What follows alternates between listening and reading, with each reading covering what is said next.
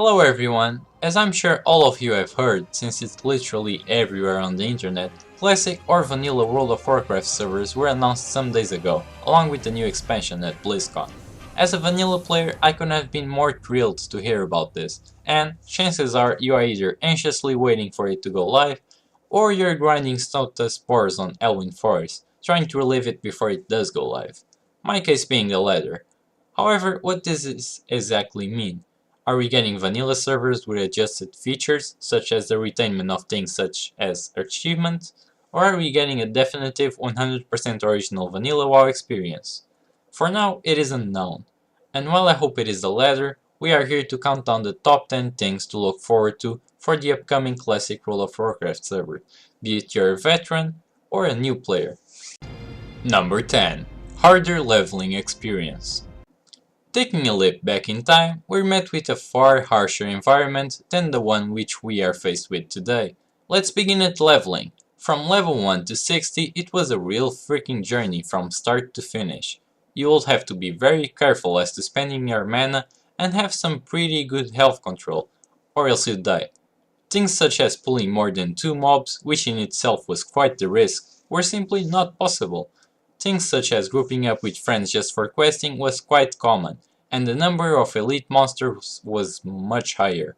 I remember a quest chain in particular in Red Ridge Mountains involving orcs at around level 19-20.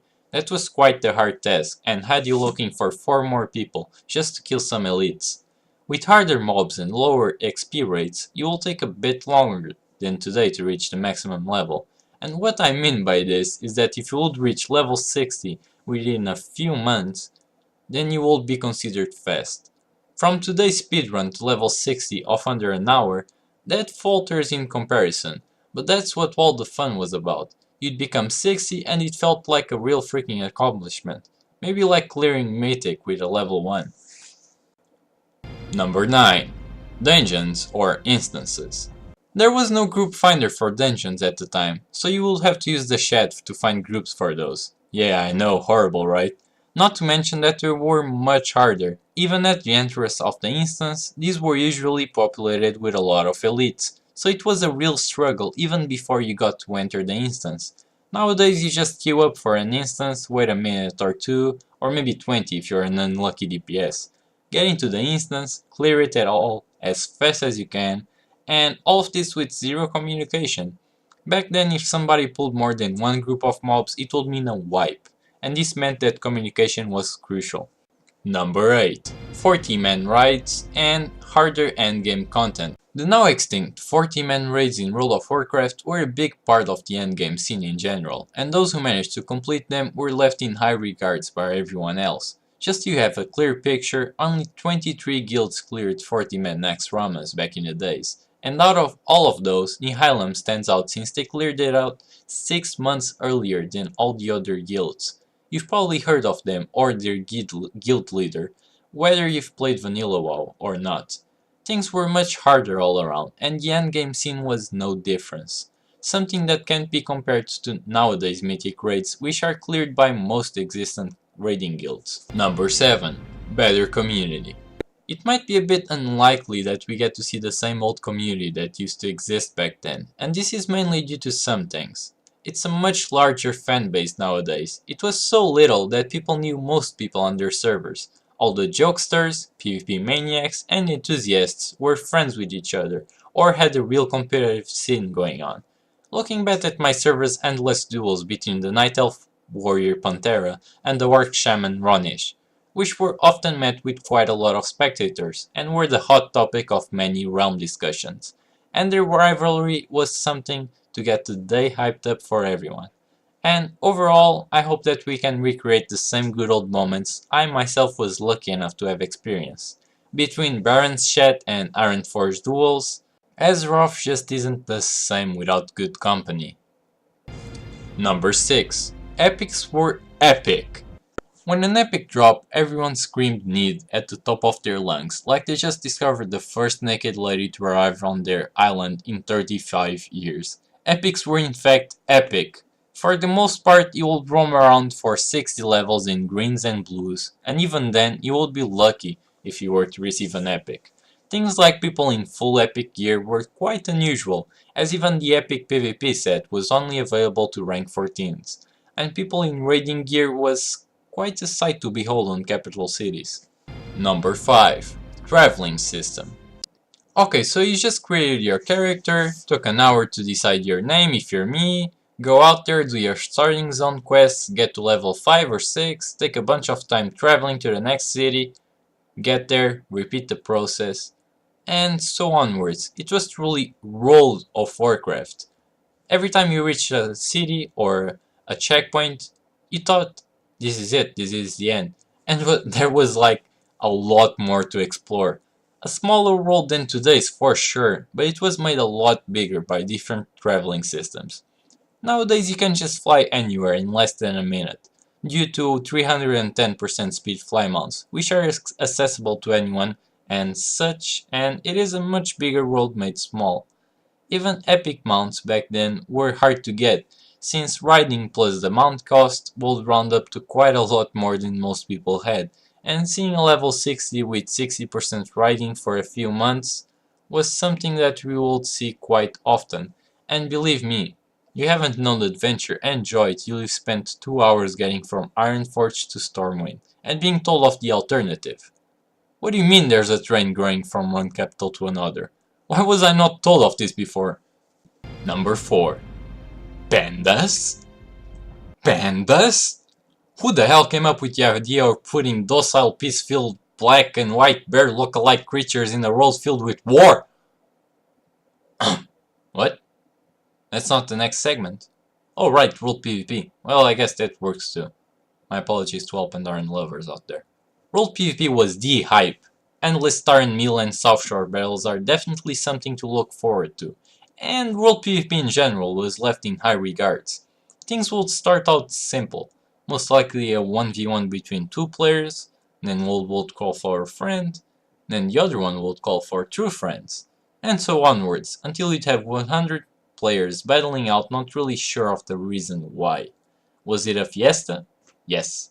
Was it the best thing ever since sliced bread? Also yes. Along with those previously mentioned, Crossroads was also a highly populated place for World PvP.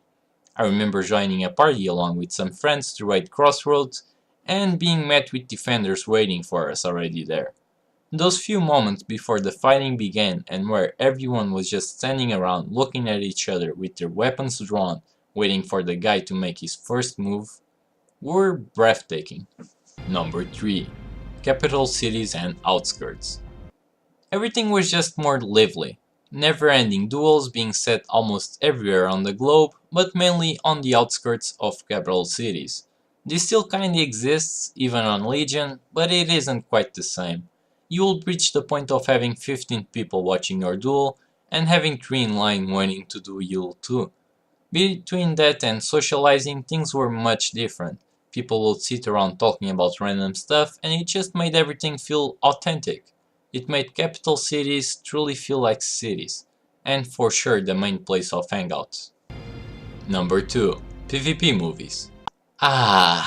The better times where everyone was either a Hitchcock or a Kubrick, and wanted to make PvP movies and show all off their might and glory. I mean, who doesn't remember Mayday?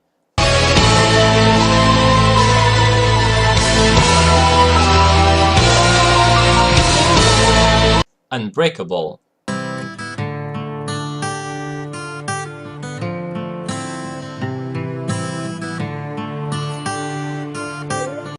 Or even my recent PvP movie. How far did the thoughts take me? How far did I go? Did I go?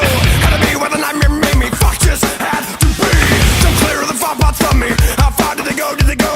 Can't give what you want me, baby. How just let it go. Okay, maybe this last one isn't as famous, but if you haven't checked out the other two, you definitely should. Link in the description. These are just a small example of the video making community of WoW back in the days, and were made viral by everyone all around. I still remember creating a human warrior just to try and replicate Mayday's crits. Spoiler, I couldn't. Number 1. PvP ranks and the battleground system overall. Let's leave the PvE scene now and talk about PvP. As I'm sure you're all familiar with, it was run by 14 ranks, from Private to Grand Marshal, or, for the Horde version, from Scout to High Warlord. Warlord? Warlord?